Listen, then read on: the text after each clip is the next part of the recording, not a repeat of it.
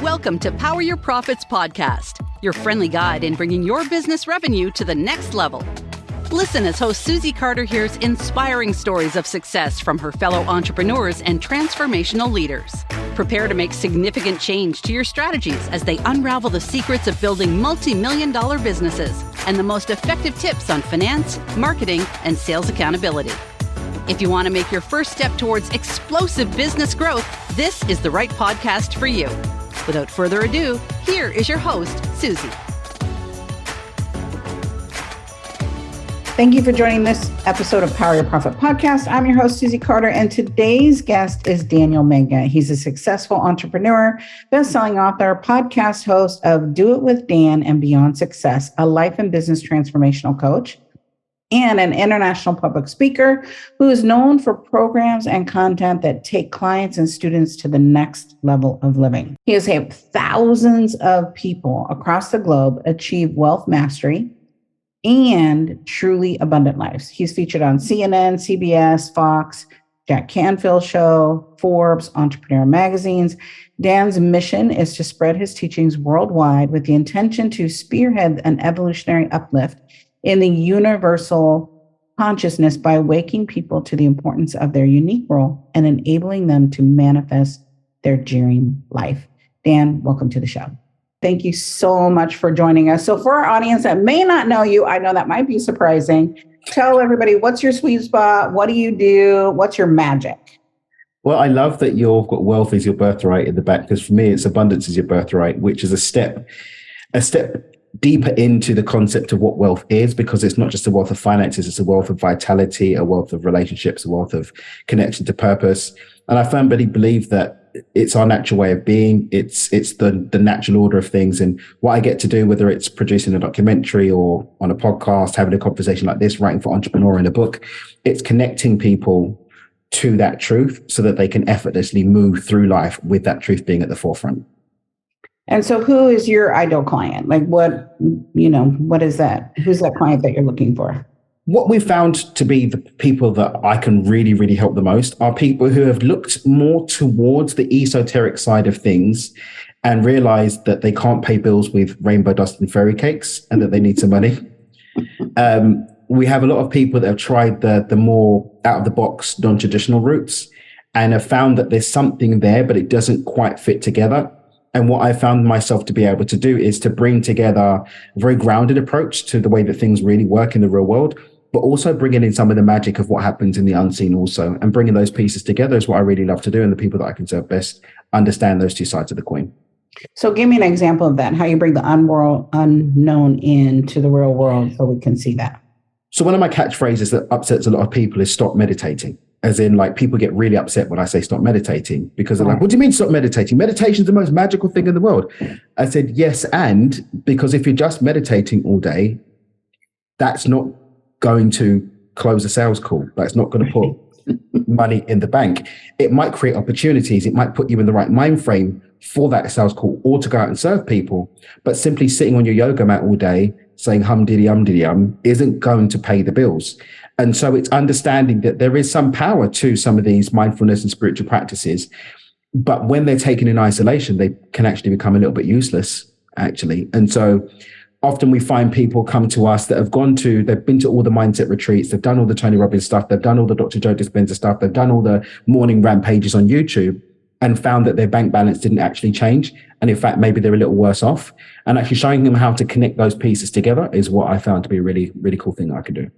That is so delicious. So I used to run Lisa Nichols' company. In her book, No Matter What, she talks about law of attraction and meditating. And people would call the office, Dan, and like, I'm doing everything Lisa said, and I'm going in the mailbox, there's no checks. I'm like, are you doing action? Like what? What? Let's look at specifically, what are you doing to make that check appear in the mailbox? And that's the sad. I mean, you get people that are so skeptical that they ignore all of the yummy power that's available in that realm. Yes. And then you get people that forget that even if you're intending to manifest money playing the lottery, you still need to move through time and space to buy the lottery ticket. Yes. And even if you manage to manifest someone else buying the lottery ticket for you, you're still going to need to either cash the check or at least move your fingers to make a wire from the bank account. Right. And if all of that's happening from the yoga mat, then what was the point anyway? Because you don't even need it. And so it's recognizing that, yes, the checks can show up magically in the mail, but the magic is a function of not just what I'm doing with my eyes closed in my prayer position, but also what I'm doing with my eyes open in terms of how I'm serving people, how I'm creating value, how I'm connecting with an audience, how I'm understanding, where my gifts are, and actually solving problems in the world. That's the way that it works. And the time when I really laughed about this, I tell you, Susie, I really laughed is I was on Instagram, and an ad came up on Instagram, how to get unlimited clients without using Instagram. I was on Instagram and they were selling me something to say that I don't need Instagram. And yet this is what happens all the time. Unfortunately, there are snake oil salespeople out there that are selling the illusion that you can just click your heels together and money's going to fall out of the sky. But I always invite people to think about the fact that, but how did they tell you about that? They targeted you with an ad, or they wrote a book, or they made a piece of content. They moved through time and space to sell you on the illusion, the delusion, the lie that you don't need to move through time and space to actually create. My God, I think you're my brother from another mother. So then what could be some mindful practices that we could do, right? Mm-hmm. So if we look at, this is your genius and your jam. So what could we do that would help us take better action in conjunction with, because I agree, meditation's great in this piece, and then what, and then what, and then. So I've got a teaching I've got called the flow funnel. And what the flow funnel actually does is it takes almost a cross section of what reality is as a whole. And so the flow funnel reminds us we're not just a meat suit moving through time and space. We've got the whole concept, the proven concept of mind over matter. We've heard the stories about mothers who find superhuman strength in their body to rip a car open when their child's stuck inside. Your mind can create abilities and possibilities way beyond your physical capabilities when it's given the drive to do so. And then when we look at the law actually recognizes crimes of passion in so much as that our emotional state can impact our capacity to think. So we can only think to the level of our emotional state. So we've got the emotional state that's impacting what we're able to think, and what we're able to think impacts what we're able to do. And everything that we receive in our life really is a function of the choices or the habits and the actions and behaviors that we've made through time and space. If I don't make a sale, I'm not going to have any income. If I don't go out and meet my clients and serve them, they're probably not going to refer me. Cause and effect, inputs lead to outputs. And so we've got this trickle down from emotional state leads to what we're able to think. What we're able to think leads to what we do. And we're actually running on unconscious programs as much as 97% of the time. So a lot of the things that we're achieving and receiving on a daily basis are the function of unconscious programs. So we need to address not just our meditation, our yoga, our chanting, and all that is yummy. I do all of that. I was meditating this morning, right? But then we've got to look at what's going on with our thoughts, what's going on with our programs. Are they leading us towards where we want to go? And then we can start looking at, okay, are the actions, habits, and behaviors unfolding from those thoughts and those emotions actually leading me to the outcomes that I want in my life? And if not, I need to start looking back and seeing, is it in my thinking? Is it in my emotions? And is it even in my goals and intentions that I'm shooting for in the first place? Right, that unconscious sabotage. Like Yes. My girlfriend's like, I didn't know I was sabotaging. I'm like, I know, that's why they call it. That's unconscious. Because the unconscious mind moves at 10,000 to 10 million times the speed of the conscious mind. So for every conscious thought that we have about, I want to be successful, I want to serve more people, I want to have a successful business, your unconscious program is operating at 10,000 to 10 million times the speed of that. So if you've got a thought of unworthiness, or you've got a thought of, I can't do this, or money's the root of all evil, or any of these other rogue programs, there's 10,000 to 10 million of those that run every time you have a thought that's positive or uplifting or moving you towards your goal. So we have to address those. Otherwise, they're going to keep churning out those self-sabotaging, procrastinating behaviors that aren't going to lead us to where we want to be. Juicy. I say juicy. You say yummy. I love it. So what are the things that we can do to add more meaning and find purpose? Okay. So I'm a little bit contrarian in my thing about purpose. In fact, one of my keynote talks is the pointlessness of purpose. And the reason why I say that is because you'll find, and I've found in about 20 years I've been hanging out with this kind of information, so many people actually don't end up doing anything because they're waiting for the purpose that's going to tell them what to do. Right. Right. Or they get so caught up in the journey of a particular purpose that they're not even enjoying the life that they're here to live. I remember, I think it was... Oh, that was juicy. Wait. That was just boom, dropped a bomb. I don't know if y'all heard that, right? So say that one again. The purpose of life is to live. Like that's what we're here to do. And if we're not living and enjoying life, then what's the point of having this golden plaque that says, my purpose is to ... If you're so caught up in the chasing and hunting down of what that thing is, that you don't even get to experience it anyway. Well, and I think that's where burnout comes in, right? Because 100%. I found myself like, that was so like, smack me upside the head, right? Where you're so driven. And then you're like, oh, my kids are grown. Oh, wait, missed that thing. I missed that because I was either on a plane or somewhere to go, whoa, wait, hold up. What is that? That's great, but money only gets you. And that's when people say money can't buy you happiness. I believe we can have it all, right? You can have financial well-being. You can spend time with your family, right? It's about prioritizing. 360 life. Right. 360 life. The 360 life. I mean, at the end of the day, we can say that money's not that important, but try paying your bills without it. Right. Right. How many marriages and families are falling apart? I think it's one of the top causes of families breaking apart. Right. One of the top causes of stress is financial strain. So we can't negate the role that money has to play. But if we're not holding it in the context of a holistic life experience, which is why I say abundance, vitality, connection, feeling yummy in your relationships with people and with yourself, connecting to something that actually gives your life some meaning and having the resources to do that. That's where the thing comes in. I love that. You talk a lot about law of attraction. I think some people use it as like they have the lingo, but they're not necessarily implementing the work. So when people want to leverage law of attraction, use law of attraction, how do they do it to manifest? Because they look at this, let's manifest, whether it's love, whether it's intimacy, children, health, wealth, whatever. I believe as you believe, it's not just money is just not, wealth isn't just money, right? It's can we enjoy it? Can we spend time with family? So let's talk about that, because I think there's so many people teaching it. Like you said, there's a lot of charlatans in our industry. I think we've all spent money wrong going, okay, didn't work. Theory. I mean, so I was blessed. I've just literally finished, and they're working on the cut and the score for the first documentary that I produced myself, and I'm in it and I'm leading it. It's called Manifest Nation. And we've actually got a neuroscientist. We've got one of the guys that developed the MRI machine, and we've got a neurobiochemist. And we've actually scientifically interrogated this whole concept of manifestation and actually pulled it apart from the seams. And I've approached it as a skeptic. So I've asked questions, and I've really kind of approached this as if I don't believe in all this law of attraction stuff, to really see what's sitting behind it. And there is science to support whole segments of the generalized teaching of the law of attraction. But when you actually even look at the whole concept of people putting law of attraction as the primary thing, the law of attraction isn't even a primary universal law. It's a secondary universal law. The primary universal law that sits above it is something called the law of vibration. And what the law of vibration actually shows us is that everything can only exist in the same physical space as something that it's a vibrational match to. Now, vibration isn't even something that you need to buy a course on Instagram for $9.97 to understand. It's really simply understanding this. As we are existing here and now, you in San Francisco, me down here in Cabo, we are operating as light waves that are bouncing at a certain frequency. That frequency is measurable. We can actually measure the frequency that we're at. As our emotional state changes, the frequency of that vibration changes also.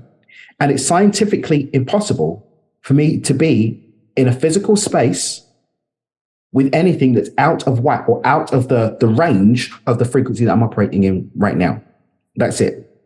Now, the things that impact our frequency are what we're feeling, what we're thinking, and those lead to what we're doing, which reinforces what we're thinking and feeling. So we've got this loop of thoughts and feelings leading to actions that reinforces thoughts and feelings. And when those are all aligned with a particular experience, then that experience must show up for us in our life.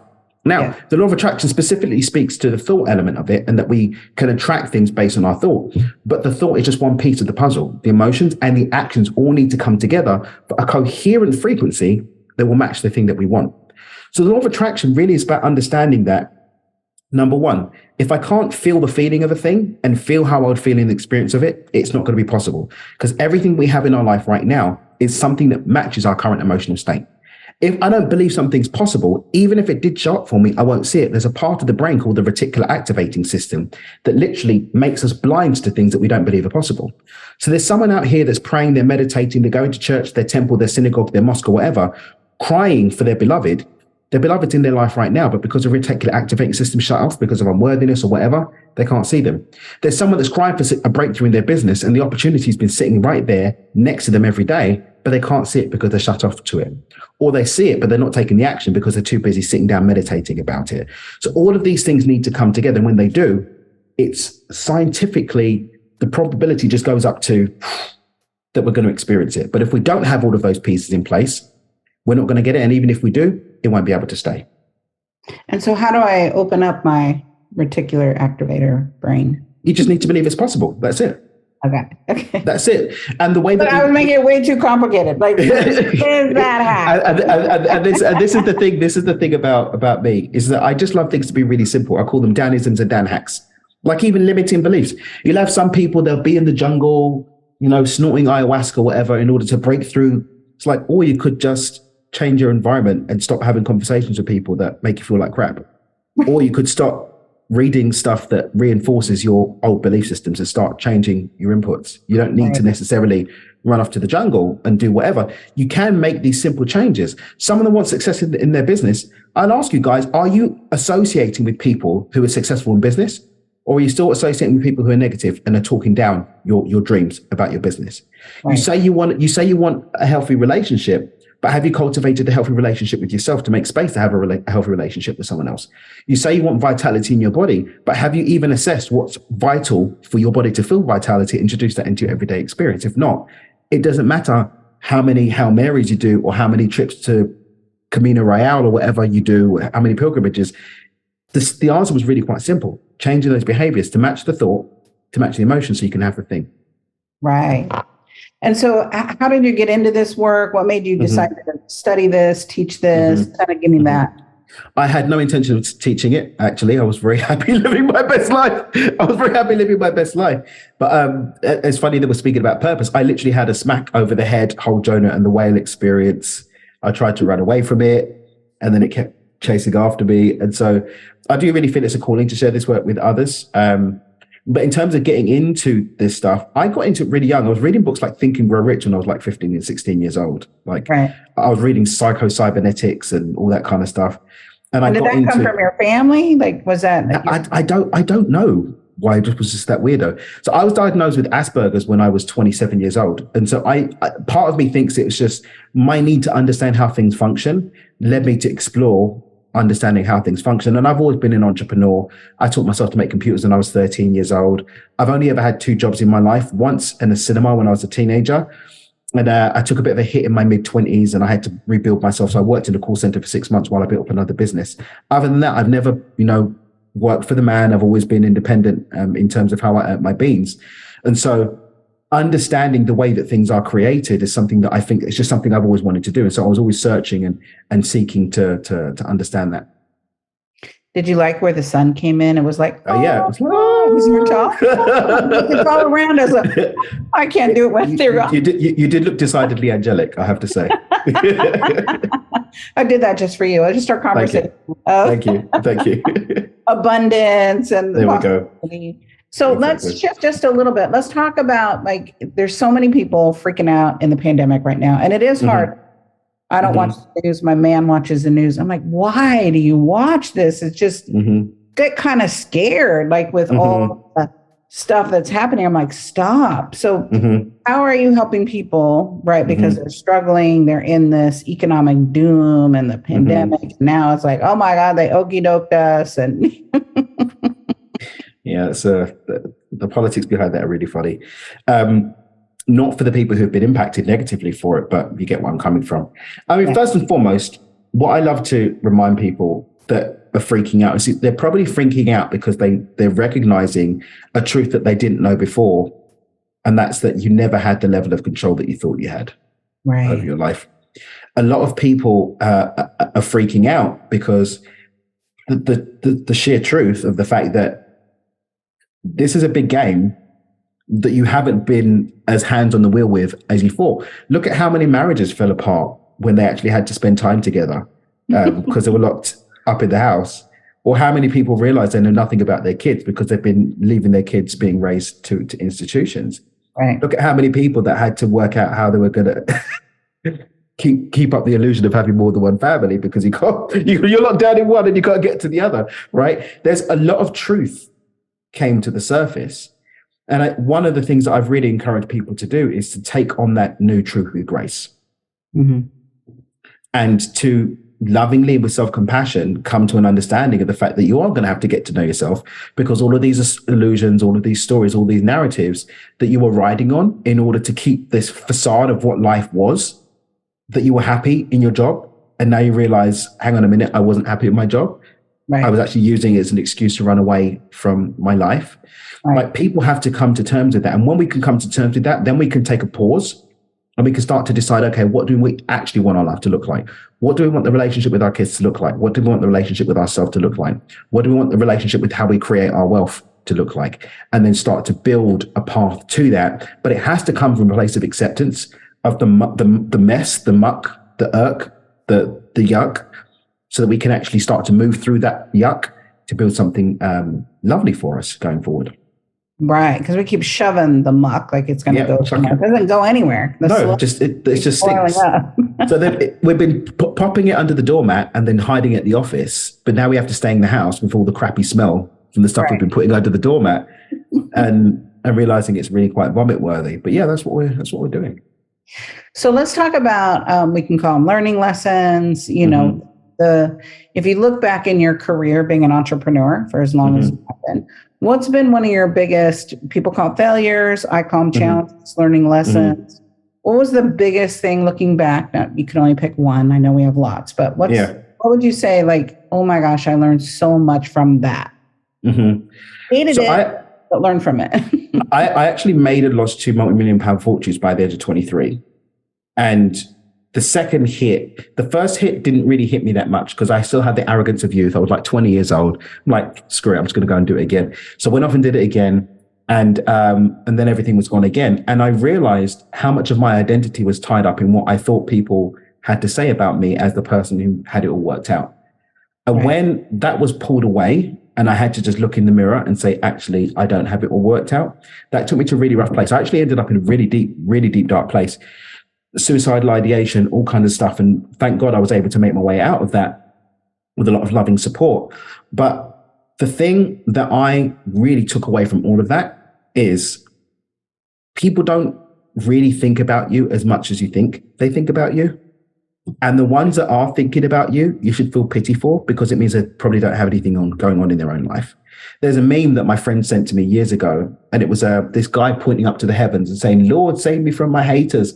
And there's like the Michelangelo, Leonardo, whichever one, finger of God pointing down saying, "Bro, nobody's thinking about you." And we get so caught up in what the Kardashians are doing, what's going on in this place and that place, and what's going on in that, and blah, blah, blah, that we're actually running away from just having a conscious relationship to what we're doing with ourselves. How do I want to feel? Am I in alignment with what I want to create? Am I actually finding fulfillment in the services I'm offering? Am I actually showing up for the people that I'm here to serve? But I can't have those real conversations that are going to move me forward if I'm just obsessed with what other people are thinking about themselves or what I think they're thinking about me. Exactly. That's delicious. So let's talk about, because this is Power Your Profit podcast. Let's talk about your wealth strategies, right? And, you know, we all learn, you know, as an entrepreneur, of making money, spending money, going, wait, there's no money. Yep, we know that one. What's been what are you doing, you know, to build your wealth for your family and your generations? So for me, I teach a concept called money DNA. And what money DNA is, there are 5 pillars that we've identified to be core components in terms of how we find a natural flow with wealth. Those 5 pillars are the vehicle, the role that we play in the execution of that vehicle, the way that we speak and communicate with ourselves internally to make sure we're in alignment with that, how we make decisions that keep us in alignment, and how we take action that's actually going to get us to the finish line. And so we've got a number of different personality profiles and stuff that we use to map out somebody's money DNA. And we've also got some free resources on the website if people want to at least get to grips with the basics of understanding what their money DNA is. But for me, my money DNA is quite simple. I have the most flow when I serve. Like always be serving. That's what it is for me. So a lot of the investment that I make in moving my business forward isn't necessarily in ads to get someone to buy something. It's in ads and giving someone something to think about. We put a lot of money into building up my social media, but not even to buy stuff. It's getting the reach so we can touch more lives. The same with the podcast, same with the film. Like the film was not cheap. It's not been cheap to do. No, it's not.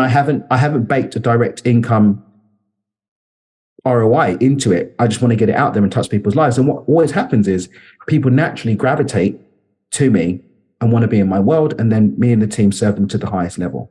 So that's from a top line business. When it comes to underneath that, having the systems in place, I've got my infinite banking set up, real estate, another big thing, precious metals. I've also got a gold mine, which we produce our own product. We tend to hold more and just sell enough just to cover our running costs. But for me, it's understanding what is the quality of life that I want to live, and how can I ensure that my streams of income don't leave me dependent on any one thing. So for example, when my team or me are going into a sales conversation, not in a bad way, but I don't care if someone buys from me or not. My life's not going to change if they don't buy from me or not, because we've still got other things in place. So that puts me in a very different mindset when I'm going into those conversations. I'm literally saying, can I serve this person? And are we going to have a relationship that's going to be a benefit to both of us? And if not, then I might direct them to somebody else. I might give them a free resource to move ahead. And I found that in terms of the energetics, the mindset, and also structurally, that's worked very, very, very well for me. Yeah. So when you look at, all money's not good money. I love that. That does make a difference. If you're taking money, it pulls the whole team down to go, it was not good money. That costs way too much resources. Yeah. We're quick with the refund. We are quick with the refund button. Exactly. Thank you. We are quick with the refund button. Yeah. And not even from a bad way or like saying that someone's not good enough or judging them. It's just that if we're not going to be in a relationship where you're served and I'm served in the serving of you, there's going to be resentment, there's going to be ill will, and you're not going to get the benefit out of you. I can't serve you if I'm not here to serve you, and we're not here to serve everybody. Right. This is why I love collaboration as well. ABC for me is always be collaborating. I love passing my friends' leads. I love passing my friends' clients. I love passing my friends' business. Not only because I believe in the karmic balance of that I don't believe that God ever shortchanges, so everything that I go out is always going to come back with interest, but also because I think it's imperative that we connect people with where they're going to be served the most, and make ourselves available and open for the people that we're here to serve so that everybody wins. Well, I love that. That in itself is the secret of business. 100%. Right? I don't remember who wrote the book, Do What You Love and the Money Will Come. That's a great book. Sorry, we'll Google it later. Put it in the show notes. But early on, my first book was titled Passion, because I knew that if you're not passionate about what you're doing, go find something else and do it.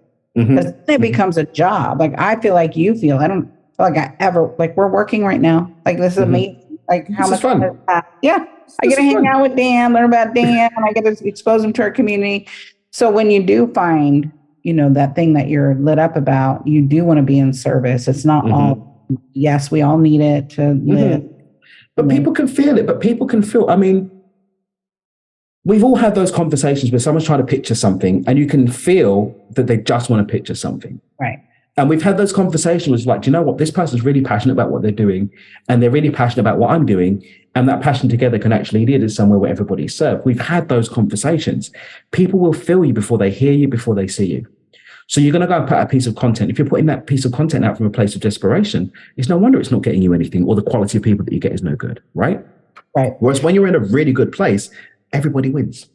The funny thing, the first time I met you, I was going through, I think my granddaughter was just getting ready for brain surgery or something, and I just said, blah. I'm like, let me just tell you where I'm at. And you were like, oh, I was wondering why it was so damn heavy. And we were on a Zoom call, y'all. So it wasn't even like, I'm thinking I'm managing myself, but I knew it was just bubbling up and it was just affecting me. I'm like, I just need to say this, whatever it was. I don't even remember what it was. I think it was that. And you just called me out. You're like, oh my God, what would we have to do to just let that go? And I'm like, let that go. You're right. So powerful. I said nothing on the call. And Dan was like, I knew, like, I didn't know where it was coming from. He was trying to tap into where it was. I called myself out. I don't know. I felt it. I'm like, okay, let me just tell this. And then we had a great call. Like it was a mastermind we were all doing. But, my stink was in the way, and you don't realize your stink, even though you think, well, I have lipstick on, I look good, but my stink so stinky, that was shoving it under the mat, trying to pretend it doesn't exist. And that doesn't help anyone. And I think this is one of the things as well, like as entrepreneurs, we have a duty to ourselves to be in communities and connections that are actually serving. And if we're not in a space where we can actually be loved and supported when we're going through the ick, then how can we expect to win? And a lot of people are chasing, oh, let me be in this community because they're going to get me the most leads, or let me be with those people because they know the most fancy people. But are they going to be there for you when the chip's down? Are they going to be able to hold space for you when you need it? Are you going to be able to have those conversations?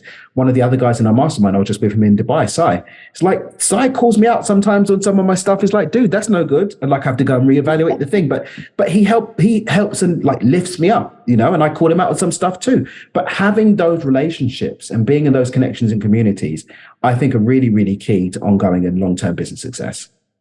Well, it was out of love and support. I didn't feel made wrong. I didn't feel, and same with, the relationship with Sai, you never feel judged. You just feel like, one of your best friends are calling you out. You've got to be aware. Yeah. So now we talked in the green room, you're 40, which is, I'm just going to tell you out loud, I loved my 40s. They were amazing. I'm looking forward to mine. Right? Because you're like, you figured it out. You're not, like you said, I don't have to prove to anyone who I am. You know who you are.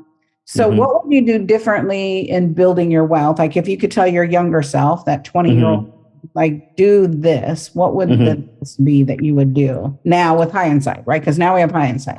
All right. So I'm going to caveat this. First and foremost, technically, I wouldn't want to change anything because I believe that the lessons that brought me to where I am today came from those experiences. But that feeling aside, definitely is going to come down to you have 2 ears and 1 mouth. Listen more than you speak. Yes. One of my favorite things I love to remind myself daily now is when you allow the divine to use anything, the divine can use everything to teach you a lesson. So whether it's a billboard, whether it's something my kid does or something that my nephew or my niece does or something that I hear on a tape or something like I'm always open and available for me to receive guidance, direction, and wisdom. I would say that's what I'd tell my younger self. Juicy. And so what's one question you wish I would have asked in this interview? I think we've covered loads of stuff. I don't think there's anything that I would say. Yeah. But I think people are like, I want to say this thing. You cooked it up nicely. Okay. So how do people get a hold of you? What's the best way to play with you? Easiest way to do that is to go to dreamwithdan.com. Head over to dreamwithdan.com. We've got free resources. You can check out the articles I write in Entrepreneur. In fact, I think I'm still on the front page. So if you go to entrepreneur.com, I'm on the front page as a featured voice. I think I'm 2nd or 3rd on the list. You can do that. But dreamwithdan.com is the best place to find out about that, the upcoming film, my podcasts, books, articles, everything there. Dream with Dan. A Dream with Dan. So Dan, thank you. Thank you for your time. Thank you for coming in on. Thank you for having me. So that we get to know you, play with you. So follow Dan. If you love this conversation, please share it with your tribe and community. Make sure you tag Dan in that so he knows that you're spreading the love with him so you guys can start creating that relationship. As always, I appreciate you. Thank you for your time. Thank you for your service. But more importantly, Dan, thank you for what you do in the world. And thank you for being our champions. We appreciate you. I really hope you enjoyed today's episode and that through today's guest, you heard how important it is to know your why and how impactful it can be in your life and the lives of those around you. Be sure to head over to whyinstitute.com and discover your why today. Remember, the more you know about yourself, the more you'll know about others. I'm Dr. Gary Sanchez, and I'll see you on the next episode.